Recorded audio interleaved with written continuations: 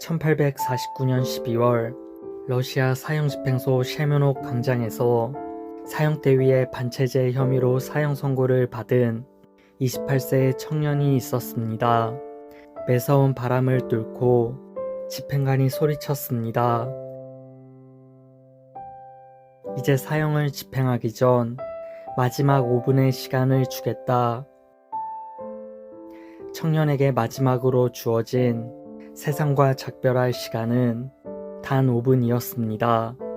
5분 뒤에 그는 이 세상에서 사라질 운명이었습니다. 사형수는 절망했고 이런 생각을 했습니다. 내 인생은 이제 5분 뒤면 끝이구나. 나는 5분 동안 무엇을 할 수 있을까?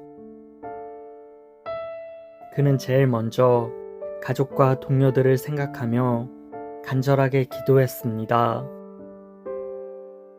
사랑하는 나의 가족과 친구들이 부디 먼저 떠나는 나를 용서하게 하시고 나 때문에 너무 많은 눈물을 흘리지 않게 하소서. 그리고 나 때문에 너무 슬퍼하지 말게 하소서.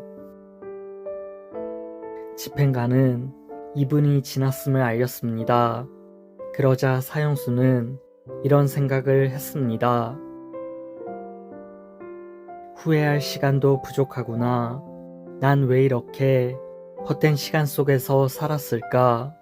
아주 찰나의 시간이라도 내게 더 주어진다면 얼마나 좋을까? 또다시 집행관은 마지막 1분이 남았음을 큰 소리로 알렸습니다. 사형수는 두려움에 떨며 주위를 둘러보았습니다. 매서운 이 칼바람도 이제는 느낄 수 없겠구나. 맨발을 타고 올라오는 땅의 냉기도 더 이상 느낄 수 없겠구나. 더 이상 볼 수도 만질 수도 또 들을 수도 없겠구나. 모든 것이 아쉽고 아쉽구나. 사형수는 처음으로 느끼는 세상의 소중함에 고요히 눈물을 흘렸습니다. 사람들의 발자국 소리가 들리고 맞은편에서 사격을 위해 대열을 맞추는 소리가 들렸습니다. 살고 싶다, 살고 싶다, 조금만 더, 조금이라도. 그때 탄환을 장전하는 소리가 그의 심장을 뚫었습니다.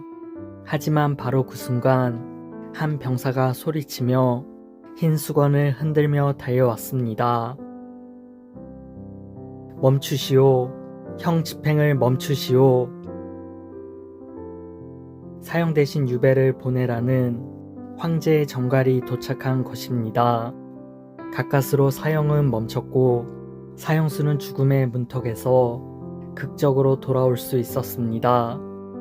놀라운 점은 그 사형수가 바로 러시아의 대문호 도스토옙스키였다는 것입니다. 죽음의 문턱에서 돌아온 그날 밤 도스토옙스키는 담담한 어조로 동생에게 편지를 썼습니다. 지난 일들을 돌이켜보고 실수와 게으름으로 허송세월했던 날들을 생각하니 심장이 피를 흘리는 듯하다.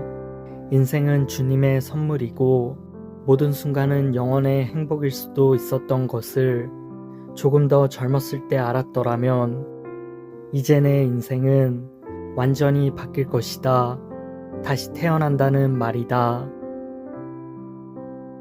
이후 시베리아에서 보낸 4년의 수용소 생활은 그의 인생에서 가장 값진 시간이 되었습니다. 살을 파고드는 혹한 속에서 무려 5kg이나 되는 무거운 족쇄를 메고 지내면서도 그는 창작에 몰두했습니다. 글쓰기가 허락되지 않았던 유배 생활이었지만 시간을 낭비할 수 없어 종이 대신 머릿속으로 소설을 쓰기 시작했고 심지어 그 모든 것을 외워버리기까지 했습니다. 유배 생활을 마친 후 세상 밖으로 나온 그는 인생은 5분의 연속이라는 각오로 글쓰기에 매달렸고 1881년 목숨이 닿을 때까지 수많은 불후의 명작을 발표했습니다. 그가 사형 선고를 받았던 이유는 그가 16살이 되었을 때 아버지가 농노들에게 살해되는 것을 보고 사회주의 운동에 뛰어들었기 때문이었습니다. 사형수들을 싣고 가는 열차가 간이역에 멈추었을 때 그는 어느 부인이 불쑥 내민 작은 책 한 권을 받았는데 그 책이 바로 신약성경이었습니다.